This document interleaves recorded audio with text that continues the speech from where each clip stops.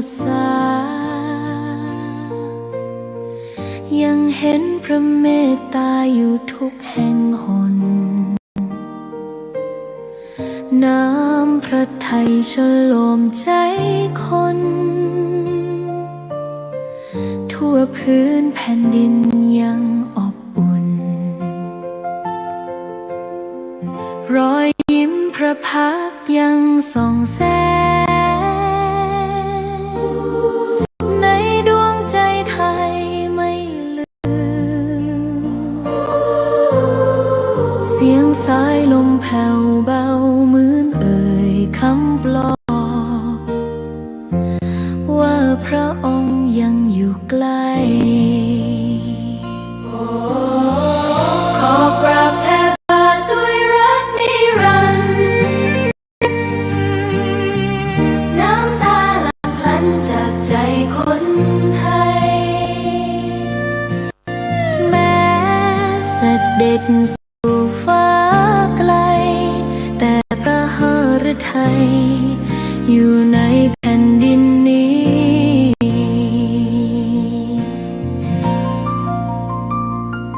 สวนดอกไม้ยังบานดังวันเก่าราวกับเจ้าดอกไม้รู้ว่าพระองค์จากไปสวัสดีครับท่านผู้ฟังพบกับรายการเกษตรเพื่อชีวิต สำหรับวันนี้เสนอเรื่องแก้ปัญหาก่อนเข้าสู่รายการก็มีธรรมะมาฝากท่านผู้ฟังหัวข้อจากหนังสือพจนานุกรมพุทธศาสตร์ฉบับประมวลศัพท์เรียบเรียงหรือเทพเวทีประยุทธ์วิยุตโตมหาจุฬาลงกรณราชวิทยาลัยพิมพ์เผยแพร่ปี2533หัวข้อธรรมะวันนี้คือมิจฉาทิฏฐิคำว่ามิจฉาทิฏฐิแปลว่าเห็นผิดหรือแปลว่าเห็นความเห็นที่ผิดจากครองธรรมเช่นเห็นว่าทำดีได้ชั่วทำชั่วได้ดีนะมารดาบิดาไม่มีเป็นต้นแล้วก็แปลว่าความเห็นที่ไม่น่านำไปสู่ความทุกข์นะอันนี้คือมิจฉาแปลว่ามิจฉาคือผิดนั่นแหละนะมันก็มีถ้าเริ่มจากเห็นผิดเนี่ยมันก็ไปสู่อะไรต่อก็คือเป็นมิจฉาจริยาหรือมิจฉาจารความพฤติผิดนะอาจจะก็มิจฉาชีพการหาเลี้ยงชีพในทางที่ผิดนะแล้วก็ลามไปสู่อะไรต่างๆเยอะแยะไปหมดเลยนะมันจะเป็นคือตัวสำคัญที่สุดคือจากมิจฉาทิฏฐิก็ไปสู่มิจฉาสังกัปปะดำริผิดได้แก่ดำริแต่แสบไปทางกามดำริพยาบาทดำริเบียดเบียนเขาอย่างเงี้ยนะทีนี้ที่ยกคำว่าเห็นผิดเนี่ยมันเป็นจุดเริ่มต้นนะในมรรคแปดนะก็คือตัวแรกก็คือว่าต้องสัมมาทิฏฐิเห็นที่ถูกแต่ถ้าเราเป็นมิจฉาทิฏฐิเห็นผิดปุ๊บเนี่ยนะคือไม่ถูกจำนองตองธรรมเนี่ยเรานำนี้ไปสิ่งที่ผิดพลาดไปสิ่งที่ผิดไปยึดถือปฏิบัติเนี่ยมันก็ก่อให้เกิดความผิดพลาดตามมาเลยมันตามมามากมายทีเดียวนะท่านผู้ฟังมันไม่ใช่เรื่องที่ว่าบางทีแค่ความเห็นอย่างเดียวนะมันเห็นอยู่ในใจอะไรต่างๆมันผิดเนี่ยมันก็ส่อไปสู่การกระทำที่ผิดอีกแล้วก็ส่อไปสู่สุดท้ายก็คือความที่ทุกข์ยากลำบากหรือไม่พ้นทุกข์นั่นแหละเพราะมันเห็นผิดตั้งแต่เริ่มต้นเพราะนั้นวันนี้ทำอย่างไรจะเห็นผิดมิตรทำให้มันถูกเนี่ยวิชามันเกิดขึ้นก็ต้องอะไรครับก็ต้องมีวิชากับความรู้ที่ถูกต้องไอ้พวกเห็นผิดก็คือพวกมีอวิชชาความไม่รู้นะไม่รู้มันนำไปสู่การหลงผิดไปเยอะแยะเราต้องสู่ความรู้ถูกต้องก็มาจากการที่เราต้องไปศึกษาหาความรู้ที่ถูกโดยอย่างยิ่งถ้าเราประพฤติหลักตามหลักพระพุทธศาสนานั้นเราก็จะไม่ผิดเนี่ยเพราะธรรมะพุทธเจ้านั้นถูกต้องแล้วเป็นธรรมชาติเป็นธรรมที่เกิดขึ้นจริงๆพวกเราต้องตัดเพราะนั้นเราประพฤติปฏิบัติซะก่อนก็จะถูกทางและคนที่ห่างจากศาสนานี่ก็น่าเสียดายนะท่านผู้ฟังเราก็ห่างพุทธศาสนาเนี่ยคือไปลองผิดลองถูกก็จะเห็นถูกมันช้ามันเสียเวลาเสียต่างๆแต่ต้องเห็นถูกตั้งแต่เบื้องต้นไม่ต้องลองผิดลองถูกเอาไปใช้เลยต่อยอดเลย นะ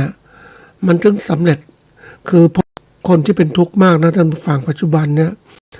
คนทุกข์ยากลำบากคนผิดศีลผิดธรรมเยอะแยะไปหมดแล้วก็ทุกข์ลำบากจริงๆนะมันโอ้ยทำไมก็เป็นอย่างนั้นก็เขาไม่มีศาสนาไม่มีอะไรเลยใช้ชีวิตแบบสัตว์โลกทั่วไปปล่อยตัวเองไปตามกิเลสตัณหาที่มันมีตามความทะยานอยากของตนไม่มีอะไรไม่มีศีลไม่มีธรรมในการที่เป็นกรอบในการประพฤติปฏิบัติ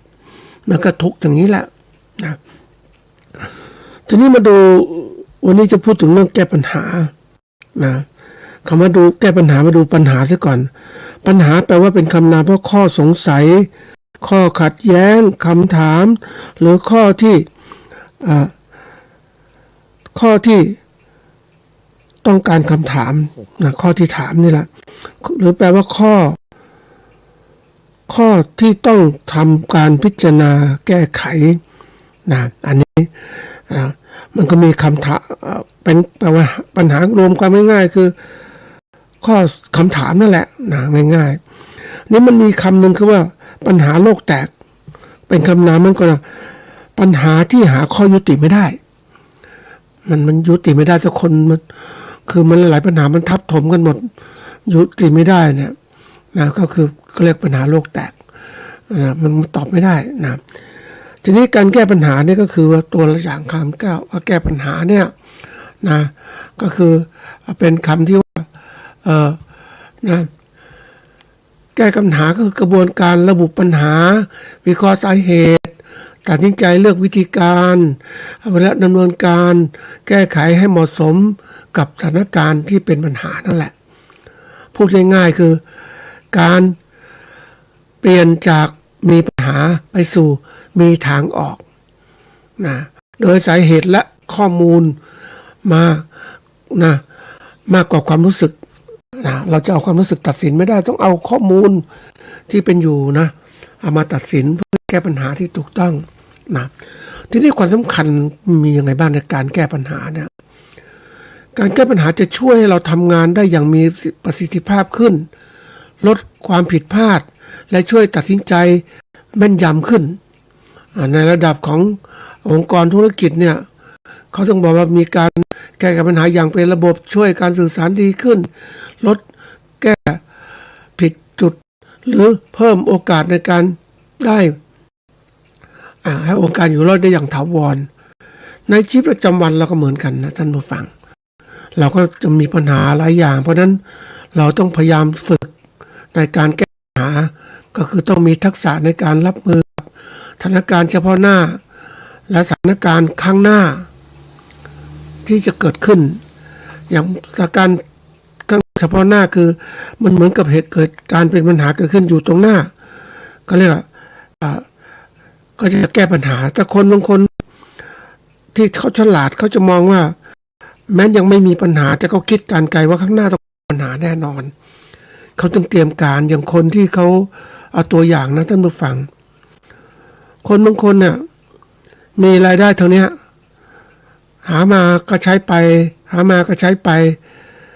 เขามีความสุขเพราะว่าเขายังไม่เกิดปัญหาเขาไม่เคยคิดอะไรที่จะสะสมเงินเพราะว่าไม่เห็นมีอะไรเกิดขึ้นไม่มีปัญหา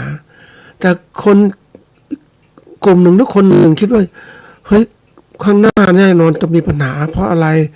วันหนึ่งข้างหน้าเราทำหากินไม่ได้เราแก่ชราเราจะมีเงินไหนไปกินไปใช้เพราะนั้นวันนี้ก็มีการก็เรียกออมหรือลงทุนต่างๆทำให้มีเงินต่อเงินได้มีความสุขคือมีเงินออมในบ้านปลายไปใช้ตอนปลายชีวิตไปใช้เลยนี่คือคนที่มองปัญหาข้างหน้าขณะนี้ก็ยังอยู่ในวัยทำงานเขาก็คิดไปหนูวัยแก่ชราทำไมนี่คือบริหารเชิงลุกแต่คนที่มีปัญหาส่วนใหญ่ชอบมองปัญหาที่เฉพาะหน้าเกิดขึ้นต้องหาทางแก้เนี่ยพวกที่ล้าหลังนะท่านผู้ฟังมองอะไรไม่ชัดเจนแล้วมีปัญหาเยอะคนพวกกลุ่มเนี้ยอย่างวันนี้ปัญหาเอาตัวอย่างเนี่ยนะเอาตัวอย่างนะคนไม่ให้ความสำคัญกับการปัญหามันแก้ปัญหาที่ผิดพลาดนะเอาตัวอย่างรัฐบาลเนี่ยนะคือไม่ให้ความสำคัญกับปัญหาในการแก้ปัญหาที่ถูกต้องก็เอาตัวอย่าง ราคาน้ำมันมันขึ้นราคาน้ำมันอ่ะแก้ปัญหาก็ไม่รู้จะทางแก้ยังไงขึ้นราคาน้ำมันนะขึ้นราคาน้ำมันมันก็เดือดร้อนด้วย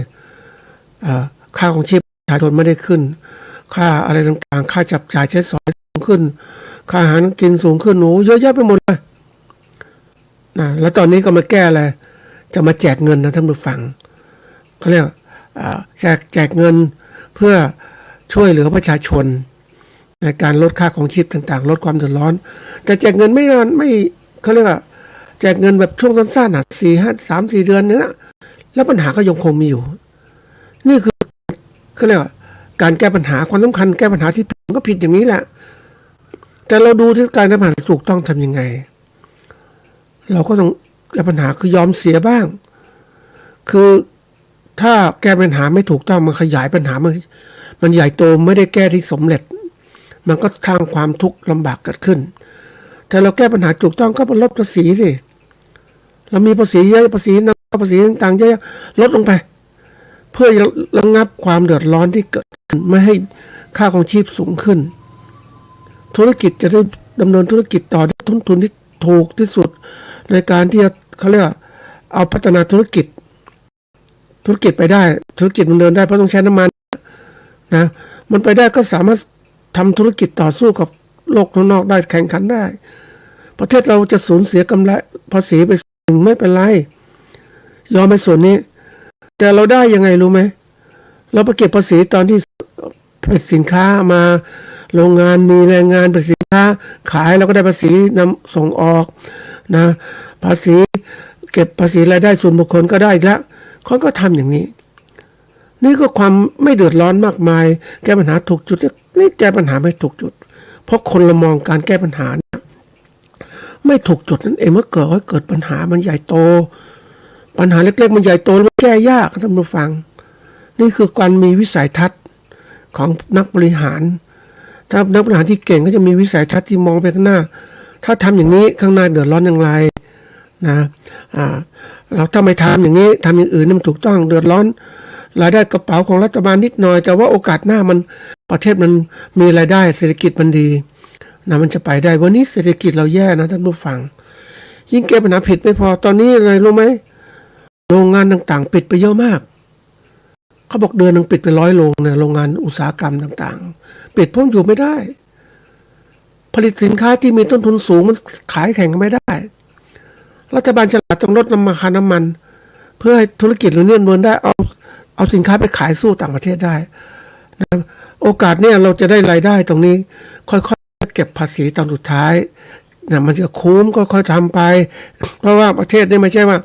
อย่างวันนี้กู้เงินมาแจกจ่ายนะมันแก้ปัญหาไม่ตรงจุดแล้วเสร็จแล้วเดี๋ยวจ่ายไปเงิน10,000แล้วแก้ปัญหานะไม่ได้แก้ปัญหาเพราะว่าการแก้ปัญหาที่มันผิดมาตั้งแต่ต้นความเดือดร้อนเกิดขึ้นแข่งขันใครไม่ได้แล้ววันนี้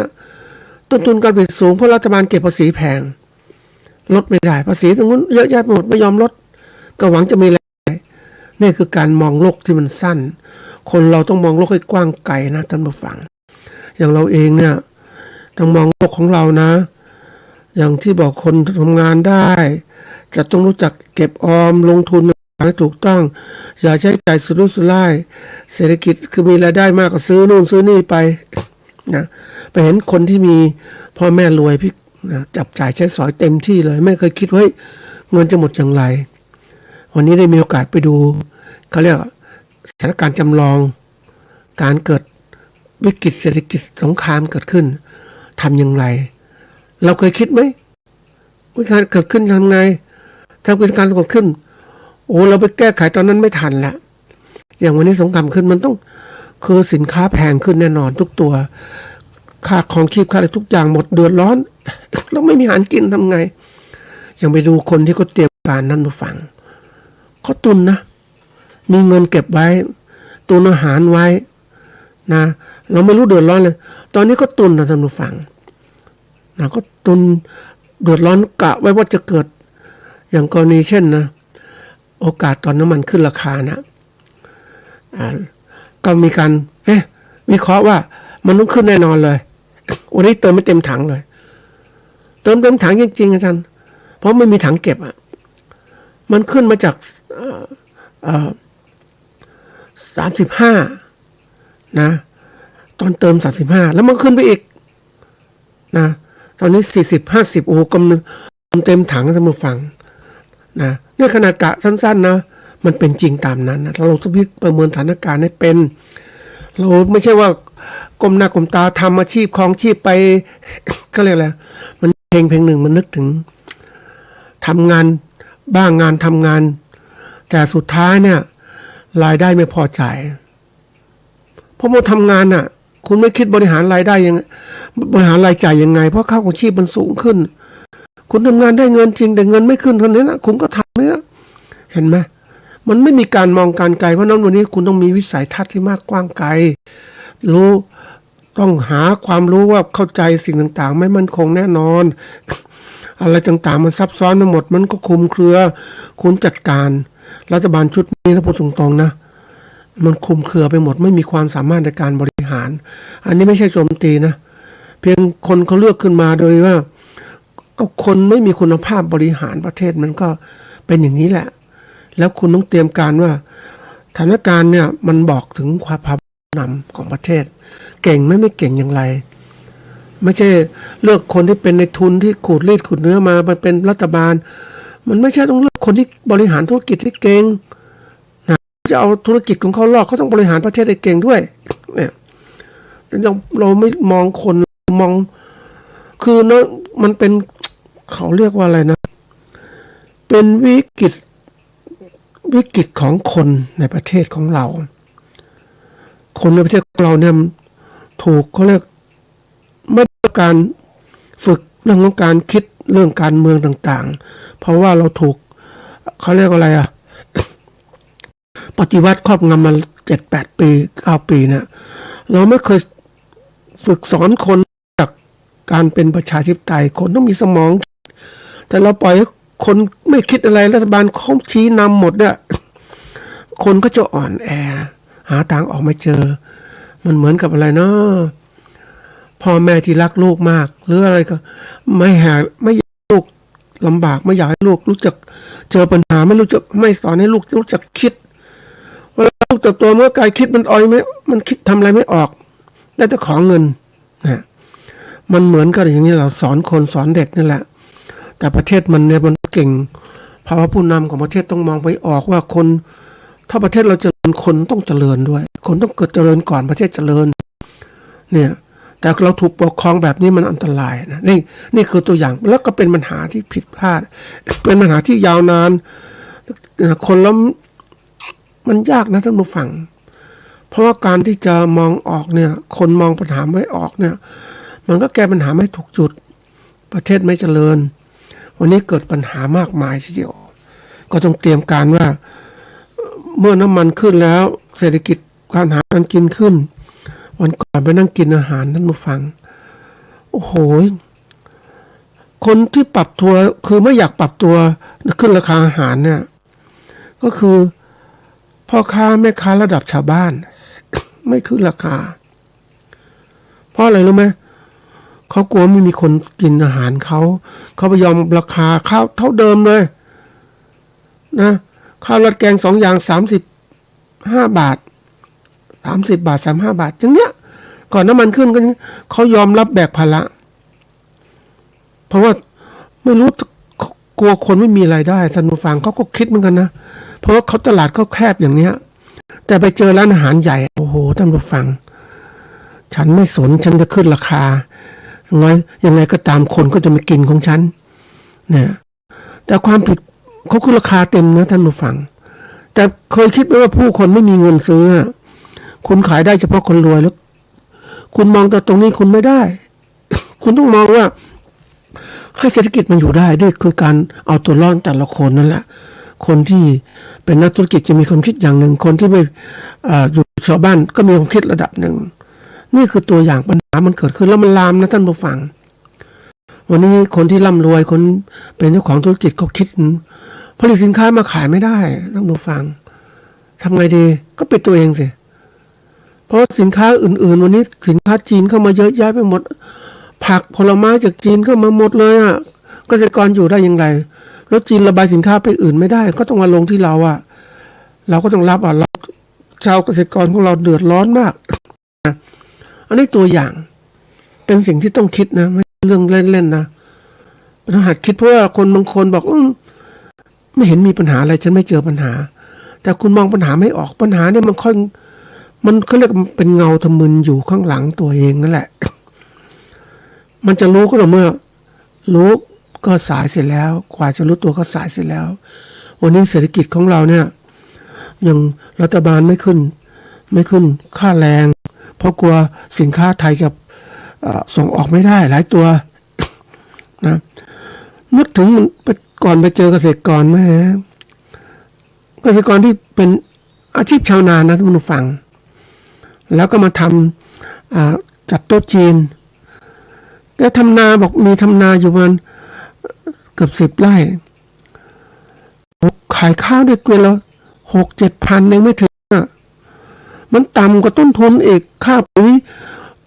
เท่าไหร่แล้วไร่ละ1,000แล้วขึ้นไปค่าแรงค่าอะไรก็เลยบอกว่าทำไมคุณต้องทำนาอยู่ไม่ทำไม่ได้เดี๋ยวเก็บภาษีก็ทำไปงั้นแหละพออยู่พอกินแต่ก็ต้องมาทำโต๊ะจีนทำอย่างอื่นถึงประคองตัวเองได้อันนี้คือระดับของมือทำนานะท่านผู้ฟัง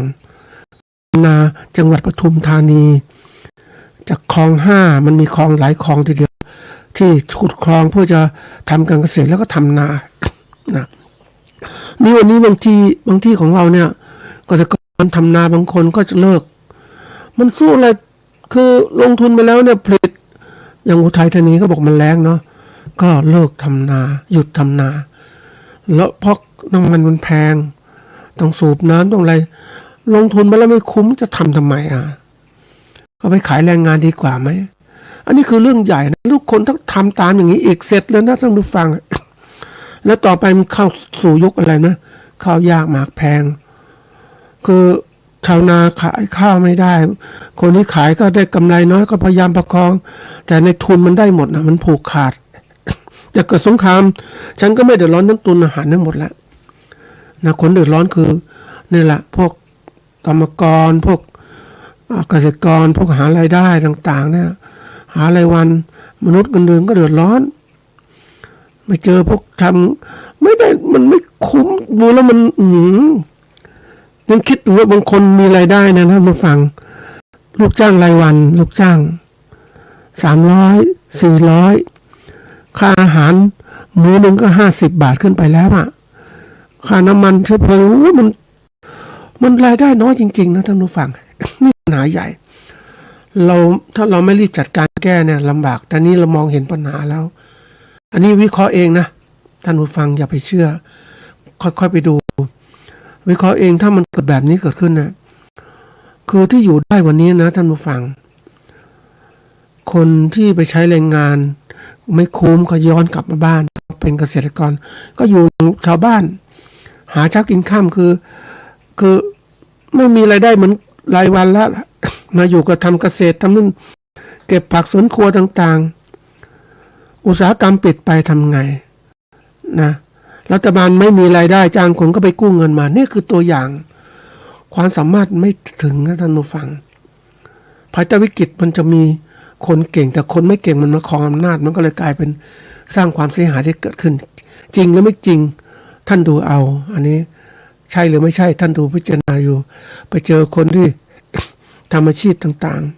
ๆนะอาบอบนวดอะไรต่างขายของต่างๆมันขายไม่ได้อบนวดก็ไม่มีลูกค้าท่องเที่ยวก็มีไม่มากมันหดตัวอย่างมากท่านผู้ฟังนี่แหละคือการแก้ปัญหามีแก้นะแต่แก้ต้องแก้ให้ถูกต้องไม่ใช่แก้ที่ผิดพลาดนะอันนี้ไม่ใช่ว่าโจมตีรัฐบาลเพียงว่าให้ความคิดเห็นเพราะว่าต่อไปนี้จะลำบากมากท่านผู้ฟังนะรัฐบาลเก็บภาษีไม่ได้ตามเป้าเงินรักษาพยาบาลต่างๆก็จะไม่มีมากมายนะเพราะว่าเรามีค่าใช้จ่ายประจำอย่างเบี้ยช่วยเหลือผู้สูงวัยอย่างเนี้ยเดือนละ600 700 800อย่างเนี้ยนะผู้สูงวัยเราก็เยอะนะ แล้วเราจะแก้ปัญหาอย่างไรอันนี้มาทบทวนนะทีนี้ทำไมมันมีความสำคัญเพราะว่าถ้าแก้ปัญหาไม่ถูกต้องมันปัญหามันก็ลามอย่างนี้แหละแต่แก้ปัญหาถูกต้องมันเทาเพราะว่ามันคือคุณจะไปรีดเลือดกับปูไม่ได้ในช่วงวิกฤตต้องทำยังไงให้ปูมันเดินได้มันขยายผ่าพันธุ์ได้ค่อยรีดทีหลังอ่ะแต่นี่คุณรีดปูขนาดมีไม่กี่ตัวเราลำบากขนาดนี้คุณไปรีดเอาเลือดกับปูแล้วปูนี่ก็ทำงานไม่ได้อะไรไม่ได้ มันตายนะท่านผู้ฟังนะนี่คือตัวอย่างแล้วบางทีอย่างที่บอกลดภาษีเนี่ยตั้งแต่น้ำมันเข้ามาเนี่ย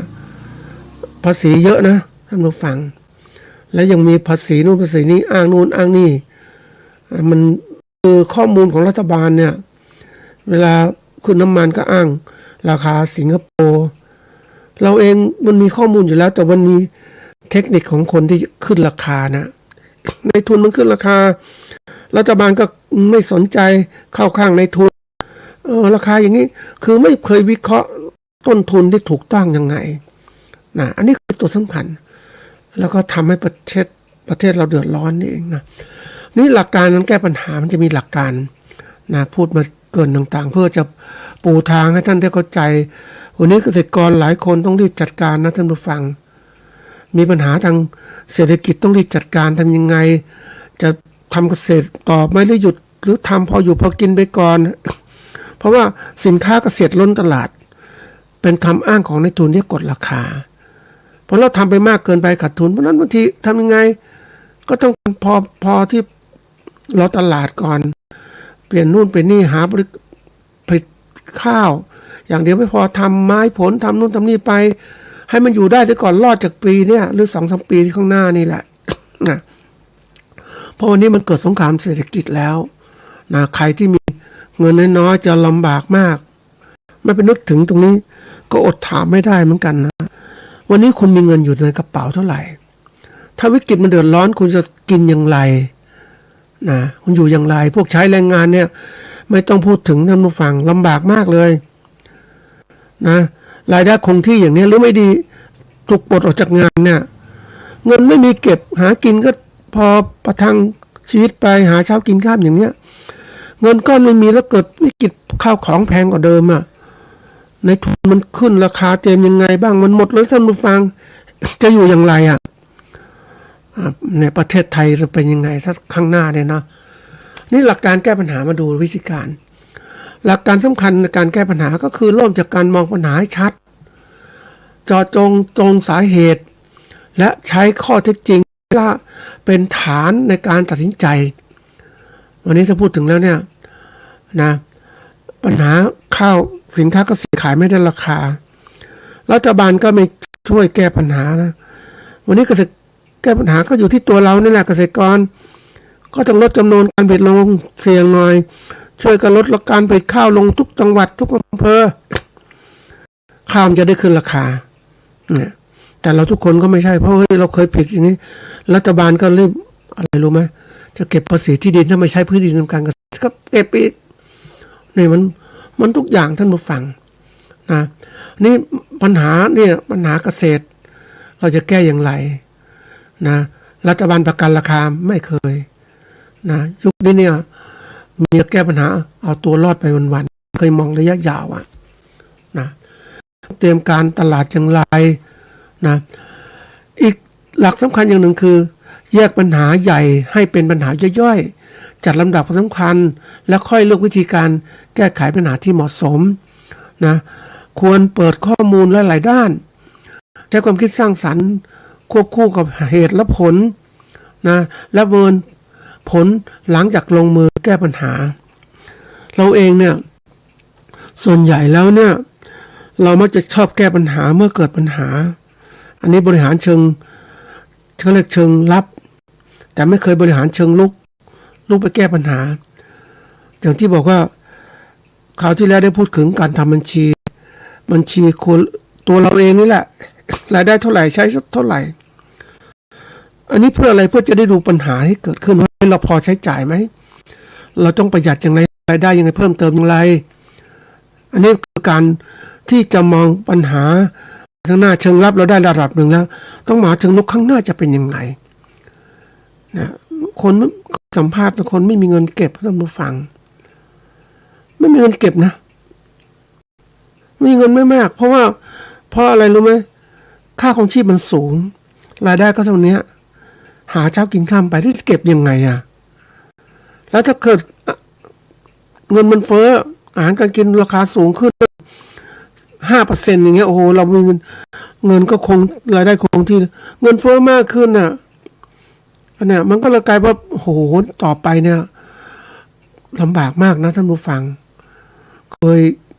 เคยดูกับเคยพบกับสภาพของการไม่มีเงิน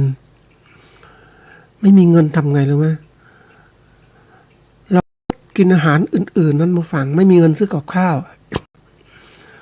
เราก็ต้องไปจับปลาในหนองต่างๆกินข้าวไม่มีข้าวสีเองผักก็ได้รั้วน้ำพริกก็มีทำกะปิไว้แล้วน้ำพริกกับซื้อพริกก็ปลูกไว้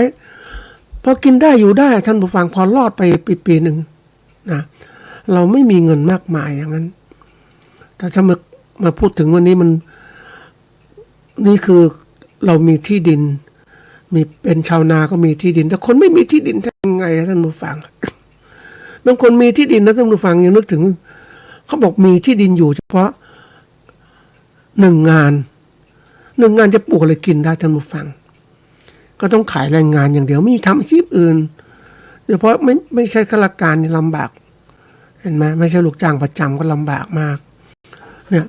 เราต้องหัดคิดวิเคราะห์ปัญหามองตรงเนี้ยเราอย่าคิดว่าเพิ่มอย่างที่บอกว่าที่ดูเขาเรียกจำลองสถานการณ์ว่าเกิดสงครามทำอย่างไรต้องมีเส้นทางอพยพอย่างไรมีแหล่งตุนอาหารไหมนะต้องเตรียมนะท่านผู้ฟังสงครามนี่ไม่ได้สงครามคือคนเรามองว่าสงครามต้องลบสู้กันนะจริงๆแล้วที่ผ่านมารัฐบาลแก้ปัญหาสงครามมาในทางที่ผิดในช่วงวิกฤตของช่วงรอยต่อรัฐบาลน่ะ เกิดสงครามขึ้นมามันก็เดือดร้อนสงครามนี้ตอนนี้สงครามไม่ใช่รบพุ่งธรรมดาเป็นสงครามเศรษฐกิจที่ทุนใหญ่ๆมันมาโจมตีประเทศไทยในทุนต่างๆมาทำธุรกิจไทยแย่งอาชีพเราทำยังไงเราโอ้ยมันไม่ใช่เรื่องเล่นนะท่านผู้ฟังเรามองไม่ออกมันก่อนมันเจอคนที่เขาวิตกกังวลให้ตอนนี้ประเทศไทยกำลังถูกโจมตีเงินนอกเข้ามาโจมตีค่าเงินบาทมันแข็งเนี่ยถ้ายึดครองค่าเงินบาทแล้วเนี่ยไปแลกต่อไปเนี่ยแลกได้หมดเลยมันแข็งเนี่ยพอมันแข็งเพราะรัฐบาลทำเพราะนโยบายรัฐเอาเงินแข็ง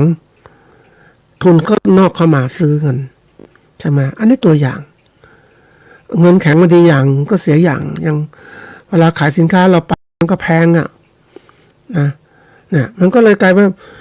ลำบากเราในอนาคตของเรานี่มาดูการแก้ปัญหานะท่านผู้ฟังปัญหามักเกิดขึ้นเสมอถ้าเราคนส่วนใหญ่ถ้ามองปัญหานะปัญหาเฉพาะหน้าเราต้องพยายามคิดแก้ปัญหาได้ ปัญหาที่เกิดขึ้นในอนาคตต้องหัดคิดอีกคนเราเนี่ยมันเหมือนกับว่าถ้าอย่างที่เคยบอกว่าคนชอบความสะดวกสบายความคุ้นชินอยู่กับคอมฟอร์ทโซนที่สบายไม่ต้องคิดไม่ต้องทนไม่อยากทำอะไรมากมายอยู่แค่นี้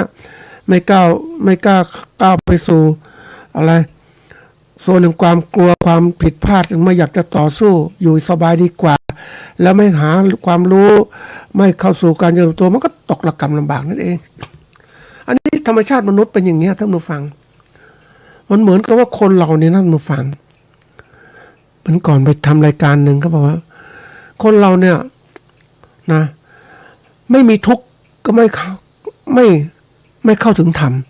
มีทุกข์เสียก่อนต้องเข้าถึงธรรมนั่นก็เป็นความจริงท่านผู้ฟังถ้าไม่ทุกข์ก็ไม่ขวายคว้าเหมือนเราจะแก่ชราแล้วเนี่ยสมมตินะตอนเราไม่สนใจเราแข็งแรงไม่สนใจธรรมะไม่สำคัญแต่เราเริ่มแก่ชราปุ๊บอะไรจะเป็นที่พึ่งของเราต้องรีบเข้าวัดทำบุญเนี่ยมันเป็นอย่างเงี้ยนี่คือการคิดแก้ปัญหาแบบเขาเรียกเชิงลับแต่เชิงลุกนั้นโอ้ยเราสมมติทุกเนี่ยมันจะเกิดขึ้นทุกขนาดของเราทุกตั้งแต่เกิดแล้วนี่ทำไมจะไม่เกิดทุกข์ล่ะ แล้วเข้าถึงธรรมก่อนได้ไหมได้ ก็นำธรรมะพุทธเจ้ามาใช้ที่นะพุทธธรรมะพุทธเจ้านี่โหสุดยอดนะท่านผู้ฟังเอามาใช้ตั้งแต่เด็กคือนำธรรมะพุทธเจ้ามาใช้ในชีวิตประจำวันของเรา เรามีหลักธรรมะมีศีลมีธรรมนะเราก็จะไม่ผิดศีลผิดธรรมเราก็จะปลอดภัยไม่โกงไม่ฆ่าคนอื่นเขาชีวิตก็จะเป็นสุขไม่เป็นหนี้ไม่อะไรต่างๆเยอะแยะหมดอบายมุขก็ไม่ซักข้องเสพเนี่ยการพนันไม่เล่นอย่างเงี้ยนี่คือตัวอย่าง แต่เราอยู่ในพุทธศาสนาแต่เราไม่เคยใช้ตรงนี้เพราะมองไม่เห็นปัญหาเห็นทุกตอนแก่แต่เราเห็นทุกอย่างถ้าเราไม่รีบปฏิบัติข้างหน้ามันจะทุกข์เพราะนั้นถ้าเด็กที่เข้าสู่วัดตอนนี้เราต้องการเด็กเข้าสู่วัดสู่การปฏิบัติเพื่อจะได้ไม่เกิดทุกข์เหมือนตัวเราแต่พ่อแม่ก็ไม่ปฏิบัติไม่เข้าถึงธรรมจะเข้าถึงธรรมตอนแก่ก็สอนลูกช้าไปแล้วลูกก็ไม่ห่างเหินจากธรรมะมีแต่ความสนุกสบายสนุกสนานเพลิดเพลินแล้วว่าแก่ก็เหมือนเรานั่นแหละห่างธรรมะมันเสียดายท่านผู้ฟังนี่คือตัวอย่างเข้าถึงธรรมก่อนเข้าถึงทุกข์ก่อนทุกขณะจิตของเราก็เป็นทุกข์ทุกขณะตั้งแต่วัยเด็กของเราเป็นทุกข์ให้เขามองเป็นทุกข์สิมันจะเห็นทุกข์มันจะหาทางออกแต่ทุกอย่างเป็นสุขอย่างเนี้ยมันเพลิดเพลินหลงไหลมันแค่ตอบสนองอารมณ์ชั่วคราวของเรามันก็เลยทุกข์อย่างนี้แหละ นี่วิธีการแก้ปัญหาที่ถูกต้องนะท่านผู้ฟังเอาไปใช้นะ ปัญหามีทุกอย่างท่านผู้ฟัง ที่บอกปัญหาที่ตัวเราก่อนนะตัวเรานะปัญหานอกตัวเรานะก็คือปัญหาอะไรเศรษฐกิจสังคมการเมืองสิ่งแวดล้อมนี่นอกตัวเราหมดเลยคนอื่นๆก็เหมือนสิ่งแวดล้อมนอกตัวเรานั่นแหละเหมือนสัตว์โลกตัวเรานั่นแหละตรงนี้ตัวเรามันเราปัญหามองเห็นปัญหาหลายอย่างบางคนมองไม่เห็นปัญหาเพราะว่าอะไรก็ไม่ใส่ใจกับปัญหาไม่เห็นอย่างคนเนี่ยนะท่านผู้ฟังนะดื่มเหล้าสูบบุหรี่มีความสุขสบายไม่เห็นมีปัญหาเลยไปเจอคนแหมมันพูดถึงมันดื้อนะไอ้คนมันดื้อเพราะอะไรมันไม่เห็นอ่ะก็บอกคนว่าเฮ้ยคนหนุ่มคนหนึ่งมีครอบครัวเริ่มต้นครอบครัวเอาบุหรี่มาสูบนะแต่สูบไม่มากสูบก็บอกคุณอย่าสูบบุหรี่เลยนะมันจะสร้างอะไรเกิดขึ้นก็เล่าฟังว่ารุ่นเด็กจากผมอีกตายแล้วนะเพราะสูบบุหรี่เพราะอะไรปอดมันเต็มไปด้วยข้าวเหมาต่างๆทั้งหมดมะเร็งปอดพวกอย่างเนี้ยนะครูแค่เขาให้เขาฟังหมดอะแต่ถามว่าจะเลิกไหมยังไม่เห็นเลย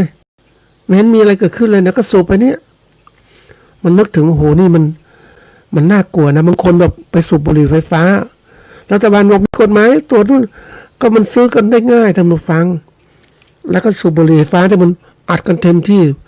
ความเข้มข้นความรุนแรงมันสูงก็บางคนบอกมันกรองแล้วนะไม่ใช่ข้าวเมาต่างๆมันยังมีอยู่อะไรเงี้ยมันเข้าไปในปอดทำยังไงนะอันเนี้ยคือคนมันเห็นนะนี่ก็บอกว่าบางทีก็ทำใจนะปล่อยมันไปตามกรรมบางทีก็เห็นคนที่เขาไม่ช่วยกันลำบากเหมือนกันนะนึกถึงยังไปเห็นคนยากคนจนเนี่ยไอ้คนไม่ใช่คนยากคนจนนะคนที่ตกระกำลำบากนะต่อหน้าต่อตาแล้วเนี่ยเป็นโรคอะไรรู้ไหมเป็นโรคที่แบบไตพิการร่างกายไม่แข็งแรงทุกอย่างหมดเลยทุกหลายตัวก็เลยถามว่าเฮ้ยตอนคุณเป็นวัยรุ่นคุณทำชีวิตยังไงอันนี้อายุไม่มากท่านผู้ฟังก็เที่ยวส่งนานไปอะไรไปแต่วันหนึ่งมันเกิดอย่างนี้ปุ๊บโอ้ยกว่าจะรู้ตัวมันก็สายแล้วท่านผู้ฟังสงสารแต่ว่าเขาคนไม่เตรียมตัวมันก็ลำบากอย่างคนวันนี้นะท่านผู้ฟัง คือไม่ใช้ชีวิตที่ดีพอบางคนมีรายได้ตอนมีรายได้ก็ซื้อนู่นซื้อนี่เต็มหมดเลยตอนนี้ไม่มีรายได้ไม่มีเอาของเก่ามาขายเสื้อผ้าส่วนตัวเอามาขายอะไรต่างๆเอามาขายคือไม่มีเงินใช้ท่านผู้ฟังเพราะเศรษฐกิจมันไม่ดีตกงานนี่คือตัวอย่างเพราะนั้นวันนี้มาดูที่ตัวเรานะ วิธีการแก้ปัญหาเนี่ยมี5ข้อสั้นๆก็คืออันที่1กำหนดปัญหาอันที่2แยกแยะปัญหาหาสาเหตุอันที่3ก็คือหาทางออก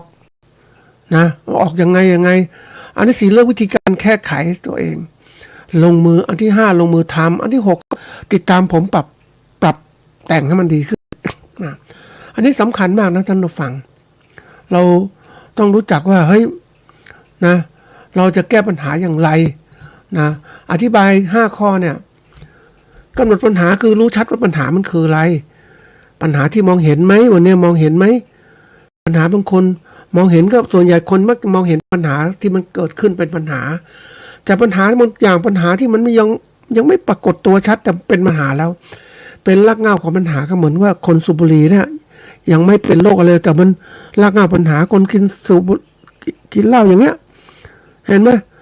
คนสูบแหมเดี๋ยวนี้มันมีคนสูบกัญชาท่านผู้ฟังโดยความที่ว่ากัญชาเสรีสูบกันเต็มนะแล้วรู้ผลเสียเกิดขึ้นไหมเนี่ยมหาศาลทีเดียวไอ้คนที่มันคิดว่าเปิดกัญชาเสรีมันมองแต่ประโยชน์แต่รู้ไหมว่าคนที่มันติดกัญชาไปแล้วเนี่ยมันต้องสูบแล้วมันก็ไม่มีกำลังท่านผู้ฟังไม่มีสมองก็เฟื่อนไปน่ะต้องสูบอัดสักบ้อง2บ้องอย่างเนี้ยโอ้มันเห็นแล้วมันโอ้โหมันอะไรไม่รู้มันผอมนะท่านผู้ฟังมันก็ไม่ได้นะเด็กหยาบคายคนสูบบุหรี่มันผอมเพรียวหุ่นผอมเพรียวท่านผู้ฟังไม่มีกำลังอ่ะนะไปดูนะบอกว่าบ้องกัญชานะสูบวันหลายบ้องมันติดแล้วฮะท่านผู้ฟังการงานทำไม่เต็มที่แล้วคุณจะไปทำไงนี่ผลเสียเกิดขึ้นต่อสุขภาพใช่ไหม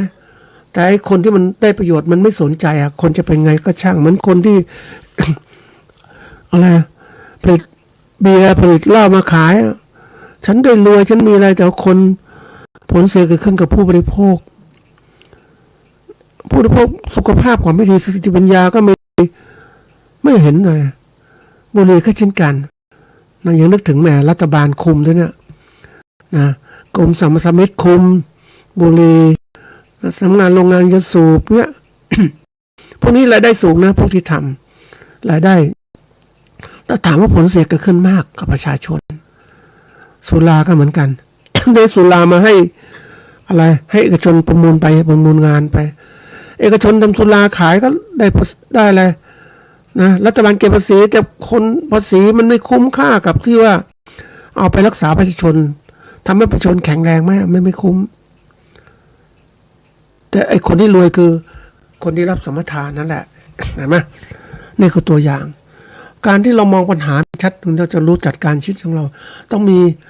กรอบแนวคิดเกี่ยวกับตัวเองแผนที่ชีวิตตัวเองจะดำเนินยังไงบ้างนะกันทีนี้มาถึงการแยกแยะปัญหาต้องหาสาเหตุวันนี้ทำไมคนเรามีรายได้น้อยนะเพราะค่าแรงงานกำหนดไว้อย่างนี้รายได้อย่างนี้แล้วคนมันมามากอย่างวันนี้คนต่างชาติก็มาแย่งอาชีพคนเราเนี่ยคนที่ให้แรงงานลำบากนะท่านผู้ฟังอย่างพนักงานก่อสร้างเนี่ยจริงอยู่หัวหน้างานก็เป็นคนไทยเราเนี่ยแต่ลูกน้องที่ก่อสร้างแรงงานพม่าแรงงานไทยใหญ่เยอะแยะหมดแล้วคนงานของเราจะเป็นไงก็ไม่มีงานทำต้องไปทำงานอย่างอื่นอีกใช่ไหมเหตุอย่างเงี้ยแล้วรายได้ไม่พอทำไงแล้วต้องวิเคราะห์ว่าเดี๋ยวนี้รายได้คงที่แต่รายจ่ายมันเพิ่มขึ้นแล้วคุณจะอยู่รอดไหมเนี่ยต้องหาทางอย่างปัญหาเศรษฐกิจของเราต้องเตรียมการนะท่านผู้ฟัง เรารวบรวมทางของการแก้ปัญหาหลายอย่างว่าจะแก้ปัญหาอย่างไรอย่างที่ผ่านมานะการทำบัญชีอย่างเนี้ยเราจะรู้ว่าเฮ้ยปัญหารายรับรายจ่ายไม่พอเนี่ยมันเป็นเพราะอะไรเราต้องประหยัดนะต้องประหยัดใช้จ่ายอย่างไรทำกับข้าวกินเองแม้เป็นไปเห็นคนนะท่านผู้ฟังมันรายได้เฉพาะรายได้เนี่ยนะเดือนละ200,000นะท่านผู้ฟังเกือบ200,000 บาทแต่การที่เขามีชีวิตที่ยากที่ลำบากมาก่อนเขาก็จะทำไงรู้ไหมทำกับข้าวกินเองหุงข้าวเองนะทุกอย่างมันอยู่ในการที่ว่าของชีพแบบเดิมอะรายได้มากขึ้นรายได้เป็นเดือนละเกือบ200,000แต่รายจ่ายเท่าเดิมคือเป็นยังไงก็เป็นอย่างนั้นไม่จ่ายเพิ่มเติมเสื้อผ้าก็ธรรมดาแล้วถามนี่มันจะไม่รวยยังไงไหวฮะท่านผู้ฟังรายได้ประจำเดือนละเกือบ200,000รายกับข้าวกินอย่างนี้อยู่ธรรมดาอย่างเนี้ยเห็นไหม ใช้จ่ายการเมืองฟุ้งเฟ้อรถยนต์ก็ธรรมดานะเนี่ยมันเป็นทางเลือกของเขาเขาเลือกเป็นเขาเปรียบเทียบข้อใช้จ่ายยังไงนะแต่วันหนึ่งไปเห็นเขาบุญโอ้โหแม่ถวายทานเนี่ยทีละ500,000เนี่ยทำทานซื้อคือเหมือนก็มาหาทางออกในการทำให้จิตใจสบายมีเงินเยอะธรรมดาต้องหาทางแล้วแต่เขาเหมือนกับว่าเข้าสู่วัยชราเขามีเงินเยอะก็ต้องทำบุญนั่นแหละนะทำบุญทำทานอันนี้สั่งแรกแก้ปัญหาอันนี้สิ่งที่ว่าเรื่องวิธีการแก้ปัญหาเรื่องการที่คุ้มค่าเหมาะสมว่าข้อจำกัดต่างๆวันนี้เรารายจ่ายเรายังไงบ้าง จะประหยัดสูงสุดก็ไม่ได้อย่างถ้าเราไปอันนี้มีโอกาสไปเจอนะมาฟังเขาคนที่เขาเรียกอะไรนะหุงทำมาข้าวกินเองอ่ะแล้วเอาข้าวใส่ถุงมากินนะท่านผู้ฟังใส่เขาเรียกใส่ภาชนะมากินกลางวันได้เยอะกับคือไม่ซื้ออะไรมากมายบางคนเนี่ยนะอันนี้ลูกจ้างก็เห็นเขาทำลูกจ้างของภาครัฐเอาข้าวนะบางทีไม่มีกับข้าวเขาเอาข้าวมาจากบ้านแล้วมาซื้อกับข้าวเอาประหยัดไหมประหยัดนะเพราะมันมีทางอื่นนะไม่มีทางถ้าเขาทำกับข้าวได้เองก็ดีเนี่ยเขาประหยัดขนาดนี้เอาข้าวมากินเพราะมันไม่อิ่มไงข้าวนิดนึงโหเดี๋ยวนี้10 บาทท่านผู้ฟังนิดเดียวเองนะเพราะนั้นหุงข้าวมากินเนี่ยก็ยังประหยัดใช่ไหมขับจักรยานมาทำงานถ้ามันไกลก็รถมอเตอร์ไซค์นะค่อยๆทำค่อยประหยัดแล้วก็ลงมือประหยัดถ้าเราทำเดือนต่อเดือนเนี่ยเราต้องแผนประหยัดค่าของชีพแล้วก็ทำเดือนต่อเดือนเราดูที่เป็นไงประหยัดรายวันก็เห็นแล้วเนี่ยรายจ่ายรายรับตัวนี้รายจ่ายตัวนี้มันเก็บได้เท่าไหร่เราต้องเก็บเท่าไหร่สัปดาห์ต้องเก็บเงินปีเดือนต้องเก็บเพราะเราต้องใช้เงินข้างหน้าเนี่ยถ้าเราไม่มีงานทำจะทำอย่างไรต้องหัดคิดอย่างนี้นะเราจะมองเห็นปัญหาข้างหน้าเราไม่มีเงินน่ะทำยังไงข้างหน้าเนี่ยเราตกงานแล้วเนี่ยมันธรรมชาติของคนนำฟังทำงาน55 ปีหรือ60 ปีก็ต้องถูกเขาให้ออกจากงานนะบางประเทศนี่บางธุรกิจนะ55 ปีนะบางธุรกิจ40 ปีด้วยให้เงินออกไปเลยเพราะว่าประสิทธิภาพสูงสุดคนมาอยู่แถวๆประมาณ40-50 ปีเท่านั้นเองแหละนะเพราะว่าหลังๆนะมันก็ทำงานเฉื่อยช้าความคิดอ่านก็ช้าลงตามวัยคนนั่นแหละนี่คือนะก็เรารู้จักทบทวนติดตามผลทำอย่างนี้จะแก้ปัญหาอย่างไรเราใช้จ่ายอย่างไรค่าของชีพยังไงจะฟุ้งเฟ้อไหมเดี๋ยวนี้มันมีอะไรรู้ไหมท่านผู้ฟังตัวจับจ่ายที่มันมาโดยเราไม่รู้ตัวคือสมาร์ทโฟนนั่นแหละค่าโทรศัพท์ค่าอินเทอร์เน็ตต่างๆโอ้โหมันเกาะกินประจำนะท่านผู้ฟังแล้วระบบธุรกิจวันนี้มันก็เชื่อมโยงกับสมาร์ทโฟนอีกโอ้มันทำให้เราต้องจ่ายค่าบริการรายเดือนของธุรกิจเพราะฉะนั้นผู้ประกอบการธุรกิจสื่อสารรวยแล้วรวยอีกก็เก็บเงินอย่างเดียวนึกถึงคนไม่รายได้ไม่มีก็อยากมีสมาร์ทโฟนยอมจ่ายอะอย่างอินเทอร์เน็ตบ้านเนี่ยโหเดือนละ500 400-500อย่างเงี้ยบางคนเดือนละ800อย่างเงี้ยรายได้มันไม่พอลำบากนะแต่ยังมีอ่ะบางทีซื้ออะไรเขาเรียกว่าจ่ายรายเดือนอ่ะไม่สามารถเชื่อมโยงทำสัญญาจ่ายเป็นต่อไปหักบัญชีไม่จ่ายรายเดือนต่อสัญญาต่อ อินเทอร์เน็ตสมาร์ทโฟนแล้วไม่คุยทางโทรศัพท์แล้วคุยผ่านออนไลน์ประหยัดค่าใช้จ่ายประหยัดจริงๆนะเดี๋ยวนี้สมาร์ทโฟนมันเชื่อมต่อทางบางคนอยากจะทำเขาเรียกดูหนังฟังเพลงพวกบลูทูธต่างๆต้องใช้สมาร์ทโฟนนะเปิดสัญญาณนะบลูทูธฟังเพลงต่างๆมันต้องใช้เลยกลายเป็นว่าตัวนี้มันทำให้เรานั้นเขาเรียกมนุษย์ยุคใหม่มนุษย์โลกาภิวัตน์มันต้องติดสื่อเสพสื่อต่างๆแล้วต้องมีเครื่องมือเสพสื่ออีกรุ่นเก่าๆเนี่ยมันไม่ทันสมัยอะรุ่นเก่าๆบางทีมันไม่ได้นะท่านผู้ฟัง นะเพราะว่าหาอะไรไม่ได้มันตกรุ่นไอ้นักธุรกิจพวกนี้มันทำมาใหม่อีก แพงก็แพงท่านผู้ฟังมันก็เหมือนกับชีวิตของเรามันถูกบังคับให้มีค่าใช้จ่ายอย่างนี้ต่อเนื่องชีวิตมนุษย์นี่มัน มันไม่เหมือนคนโบราณนะคนโบราณถ้าชาวไร่ชาวนาไม่ติดต่อใครอยู่กับบ้านมีวิทยุทรานซิสเตอร์ตัวนึงก็ฟังโน่นฟังนี่พอละนะไม่ต้องผ่านอินเทอร์เน็ตไม่มีอะไรเดี๋ยวนี้มันต้องใช้อะไรโทรทัศน์ต่างๆมันค่าใช้จ่ายสูงนะเนี่ยแล้วถามว่าเราจะอยู่อย่างไรเราต้องมีเงินจับจ่ายตรงนี้แก่ชราไปนั่งดูบางคนต้องใช้โทรศัพท์อีกนะมันยากมันค่าใช้จ่ายสูงนะทั้งที่ค่าของมันเป็นค่าของชีพรายได้เราคงที่อย่างเนี้ยแล้วถ้าเราไม่รู้จักบริหารนะโอ้ลำบากมากเพราะว่าตัวมันเขาเรียกตัวดูดเงินมันตลอดเวลาแต่ตัวหาเงินมันไม่มีเลือดเราไม่มีเหมือนปิงท่านผู้ฟังปิงอยู่รอบตัวเนี่ยมันดูตลอดเลยนะแล้วเลือดเรามีเท่านี้มันทำยังไงท่านผู้ฟังเราต้องกินข้าวกินอาหารมันไม่พอมันปิงมันเยอะมันดูดเราตายนะยังคิดถึงกันโอ้โหสมัยก่อนเนี่ยไอ้ปิงมันไม่น่าเชื่อนะมันเยอะจริงๆนะมันดูดตามแข้งตามขาในตัวใหญ่ๆดูดนานๆเข้าเนี่ยตัวมันใหญ่โตมากเอาเลือดไปเยอะแยะเลยนะแต่เราเองเราไม่รู้สึกเพราะว่าตอนที่มันเจาะลงไปเอาลิ้นเอารับส่วนดูดเข้าไปในลึกเข้าไปในร่างกายเจาะเข้าไปข้างในนะมันก็ทำให้เรานั้นหมดเลือดได้อันนี้เป็นข้อคิดในการแก้ปัญหาเนาะถ้าปิงมันเยอะก็ต้องจัดการเอาปิงออกเสียนะอันไหนลดได้ลดไปนะท่านผู้ฟังนะค่าใช้จ่ายจะลดลงไปแล้วหารายได้เพิ่มขึ้นนะครับวันนี้หมดเวลาลงแล้วครับสวัสดีครับ